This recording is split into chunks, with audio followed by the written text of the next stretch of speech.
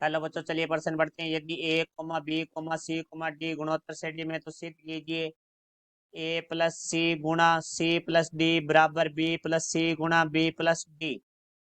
मुख्य अवधारणा, तो हमारा जो प्रश्न है वो गुणोत्तर श्रेणी से संबंधित है। तो सबसे पहले हम बात करेंगे गुणोत्तर श्रेणी की। तो देखो, गुणोत्तर श्रेणी के बारे में बात करते हैं, तो वह श्रेणी जिसके क्रमागत दो पदों का अनुपात है वो हमारा समान रहे, तो वो हमारी गुणोत्तर श्रेणी होती है। तो ये ए आर की घात दो, ए आर की घात तीन, इस तरह से ये हमारी एक गुणोत्तर श्रेणी है जिसका प्रथम पद है वो हमारा ए है, और हमारा जो सारों अनुपात है वो हमारा आर है। सारों अनुपात का अर्थ है क्रमागत दो पदों का जो अनुपात है वो हमारा आर है यहाँ।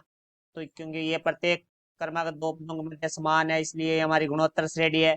तो अब हम प्रश्न के बारे में बात करते हैं। तो देखो, हमारा प्रश्न है में दिया गया है a comma b comma c comma d गुणोत्तर श्रेणी में है। तो देखो भाई, यहाँ से हम देखते हैं तो हमारा जो प्रथम पद है वो तो ए ही है, दूसरा पद हमारा बी है। तो हमारी जो गुणोत्तर श्रेणी में है वो दूसरा पद ए आर होता है, तो बी है वो ए आर के बराबर होगा। तीसरा पद सी, और गुणोत्तर श्रेणी का जो तीसरा पद है वो ए आर की घात दो होता है, तो सी है वो हमारा ए आर की घात दो होगा।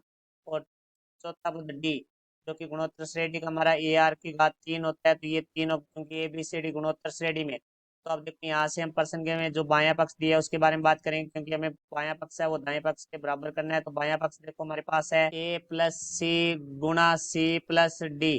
तो यहाँ से देखो हम मान रखेंगे, तो देखो ए का मान तो हमारे पास ए ही है, सी का मान है हमारे पास ए आर की घात दो, तो प्लस ए आर की घात दो गुणा में ए आर की घात दो प्लस डी का मान है ए आर की घात तीन। तो देखो, यहाँ से हमारा पहले उभय स्टार है ए, तो यहाँ से आ जाएगा एक प्लस आर की घात दो। फिर हमारे यहाँ देखो ए आर की घात दो उभय स्टार है, तो यहाँ से हमारे पास आ जाएगा एक प्लस आर। तो ए को ए से गुणा करेंगे तो हमारे पास आ जाएगा एक की घात दो गुणा आर की घात दो गुणा एक प्लस आर की घात दो गुणा एक प्लस आर।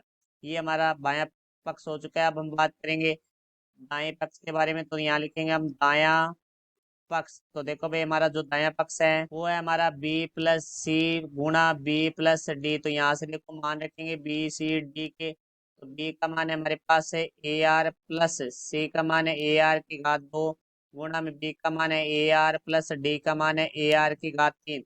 तो यहाँ से देखो, जो प्रथम पद है उसमें से हमारा जो उभय स्टार है वो ए आर उभय स्टार है, तो यहाँ से आ जाएगा एक प्लस आर।